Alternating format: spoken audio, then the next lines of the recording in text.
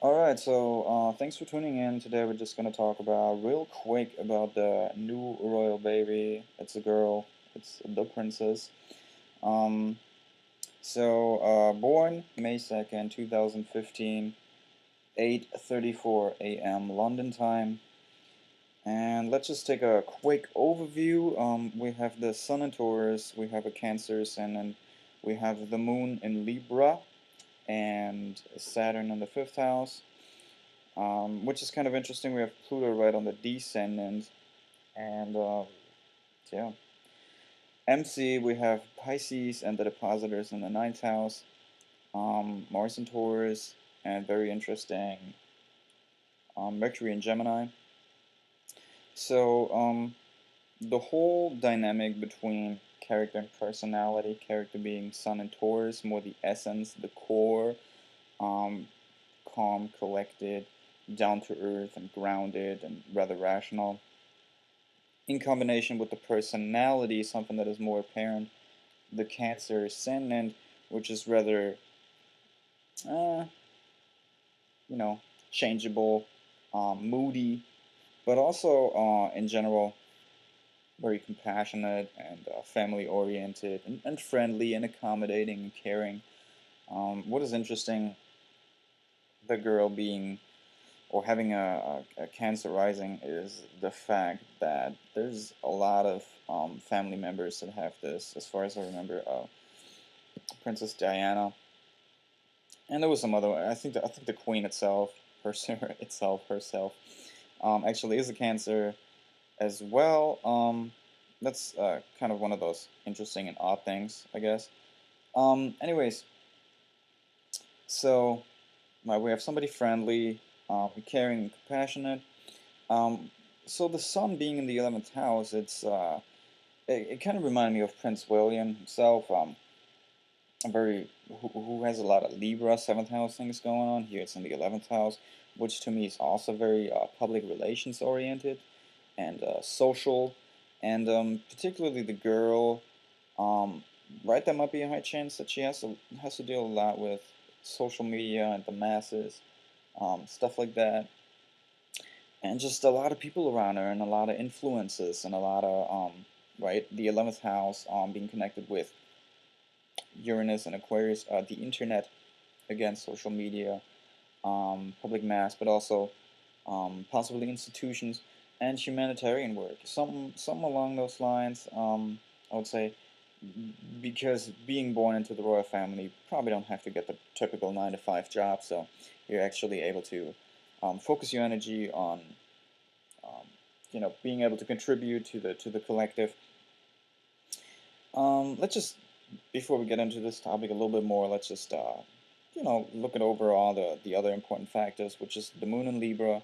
So while the personality is Cancer, and moodiness is one of those traits, um, the Moon in Libra actually might indicate more of a, again, calm, collective, just like with the Taurus kind of thing.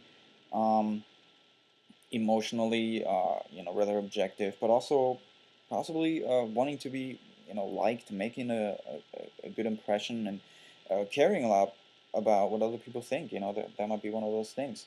Moon being in the fourth house, very family oriented, just like the Cancer ascendant. Um, so the moon is very important in the chart, since, again, Cancer ascendant, and it would be, I don't even know what it's called in English. Um, the ruler of the chart, being attached to the family. There's a lot of attachment. There's a lot of family is very important, very family oriented, and the home and privacy. And it's kind of right on the cusp of the fifth house, which kind of, it's hard to say where it really is in. I mean, there's a rule to it. I would kind of see it in both, I guess, but primarily, actually, I would put it in the fourth house. So, anyways, family is very important. I mean, that makes a lot of sense, right? Let's move on to Saturn.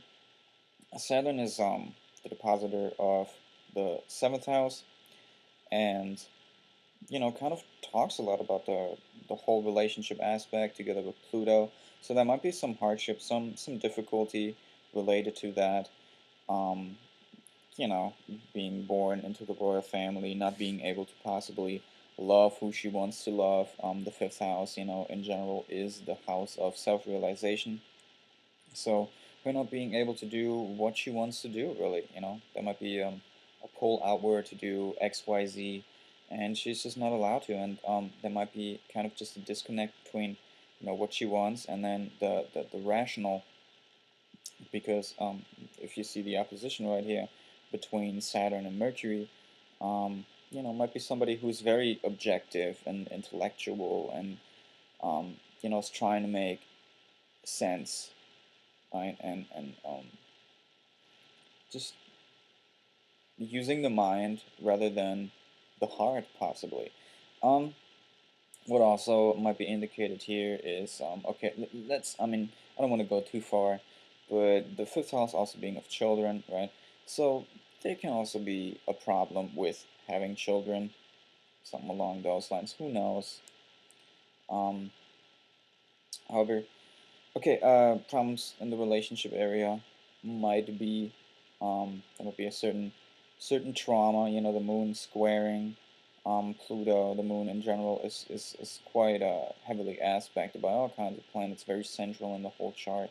So there's a big emphasis surely on emotions. Emotions play a role everywhere. We got a trine to Venus, which is kind of cool, which again is more like being a like person, being popular.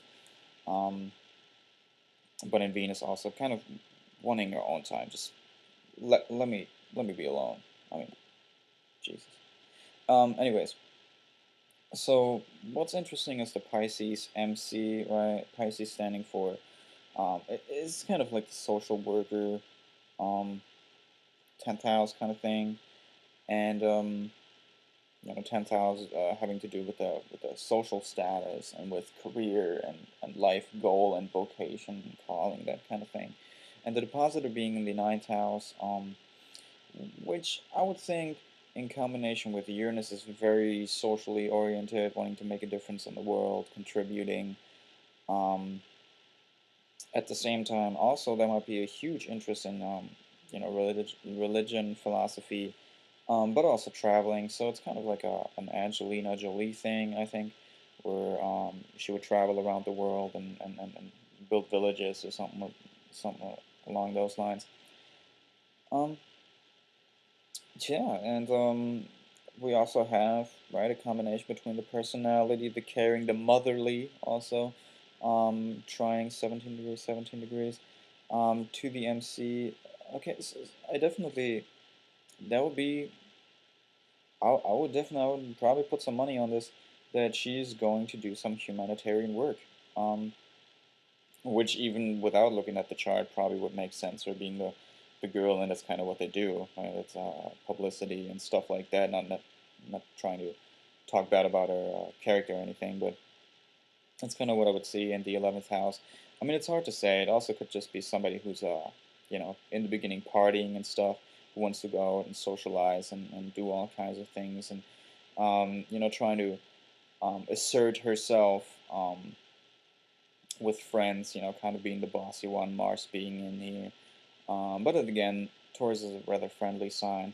Um, solitude. Okay, so we can kind of wrap it up for right now. Even I would say, um, all in all, okay, problems in the relationship, trying to self-realize, being who she wants to be, huge family attachment, very compassionate and caring and friendly, and I mean, in general, down to earth. But then again, I mean, Miley Cyrus is a Taurus, so what does down to earth mean?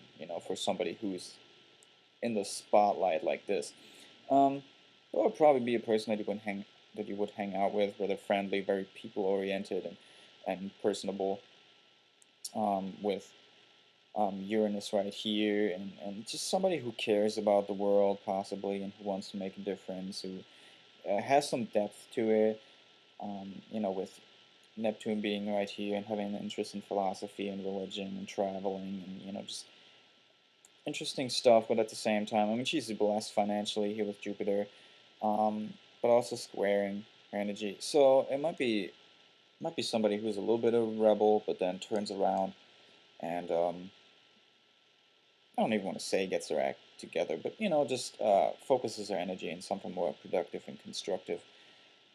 So I don't know. I would say that would be it for right now. Thank you for listening.